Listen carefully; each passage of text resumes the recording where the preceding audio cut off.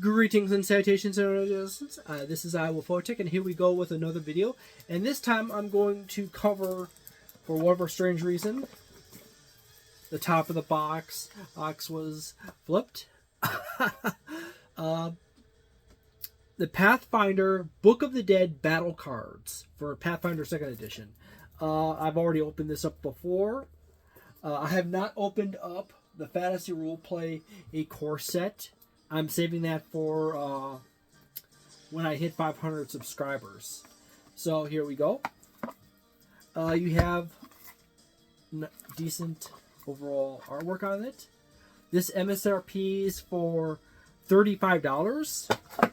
There is a total of 130 cards in this box. They're all extra large size card decks, extra larges. You happen to have the OGL card in here, as Paizo always put that in there until the orc came out. You happen to have instruction cards for templates of undead. So if you had, say, a goblin, and you wanted to make a goblin, a particular goblin, undead, you go through these cards and you say, oh, here's a undead adjustment card. These are the basic rules of how to change up the monster to make it undead.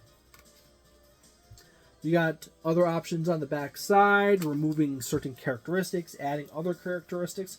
They also happen to have a ghoul card, a mummy instructions, a shadow adjustments, a skeleton adjustment, so you can have goblin skeleton and vampire goblin. And you have the zombie adjustments, and you also have the weak and elite adjustments on the back side. All these cards happen to be fairly large. You can tell by the size of my hand that they are actually pretty big overall. I'm using my finger as a measurement device. You happen to have on every single card on the back side artwork that is unique to each creature. I mean, like, they don't duplicate the stuff just like a Gale Force 9 did. They have all new artwork, or all fresh artwork for every little monster. If it happens to be in the book, it is. If it isn't, they used new artwork. So, using this as the sample card, the Beheaded Delinquent, you happen to have all the essential information on the very top of the card, including alignment, which, by the way, in the Pathfinder Remaster is removed. You simply adjust evil into being unholy and holy into good. And you can use void and spirit and void as positive and negative. But you can see here it lists out all the characteristics, the creature level, and so forth. If in case that they happen to be in a situation where they have a creature where their stat block is far larger than they can fit on a card, they will release it on 2 cards. So like here's a good example of that. Right at the top of this card, it says what card it continues from. At the bottom, it states what card that continues from. They happen to have the same artwork on both of them. So it makes easy enough. They also happen to be numbered, too, in the corner. Card 9, card 10. So in case you ever get a little confused, you can always just count through all your cards, and boom, you know what you got.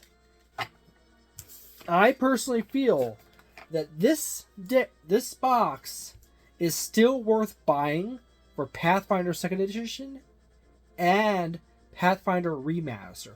Pathfinder 2nd Edition, all it takes is just a few adjustments, and you easily have a whole bunch of fun creatures to use in your Pathfinder Remaster games. The whole removal of the alignment system removes a few options like lawful and chaotic. You no longer have a lawful chaotic. So you happen to have a creature that is weak to chaotic damage or lawful damage. I'm sorry, there is nothing to that.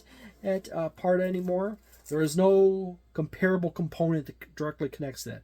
You just have positive, negative to spirit and void, life and void, and you have good to holy and evil to chaos. Not chaos, evil to unholy. So there you go. You happen to have 2 entire big decks in the box. They're all, it just continues on from, this is card 1 to 65, and there's 65 to the rest. So there you go. There's some basic advertisements on the box. It happens to have the Book of the Dead for Pathfinder 2nd Edition here, which is the book that relates to this deck. And then on the other end, they have the Undead campaign for Pathfinder 2nd Edition. So if you want to play a bunch of undead characters, boom, there you go. For people who played Pathfinder 2nd Edition or Pathfinder 2nd Edition Remaster, this box is still worth purchasing. Paizo has yet to release a Pathfinder Remaster updated version of this. I suspect that will not be in for a long time, as they are still producing new products here and there. So, there you go. Alrighty, back to my other things. Yet again, reminder, once I get to 500 subscribers, I'm going to unbox this, fresh unboxing. This has never been opened. Once I get done with covering all the Pathfinder 2nd Edition cards, I'm going to go through, oh my goodness. I'm going to go through my Starfinder cards. I've gone through these before. Not on the channel, by the way, but I'm going to go through the Starfinder cards. And then I'm also going to go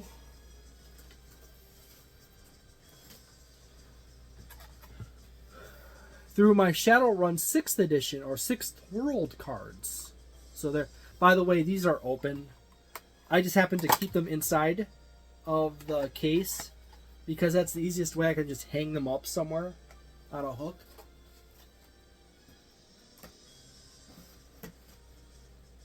But I'll cover those once I get to them. I hope you have a... Oh yeah, I forgot. I would place this right around, like, these cards, considering that they're as expensive as they are, if they were not as expensive as they are, I would definitely say that they'd be 4 stars. I do recommend them. However, being as expensive as they are, they're like a 3.5 star situation. If you're tight on money, there's other decks like the Pathfinder 2nd Edition Bestiary 1, 2, and 3 that I would definitely buy before this. Unless you happen to be running a heavy undead campaign, in which case this is actually a really nice boost to that. Other than that, you get pretty good value out of the standard sets. So, thank you very much for watching. I hope you have a delightful day, a nice night, a wonderful weekend, a magnificent month, and see you again.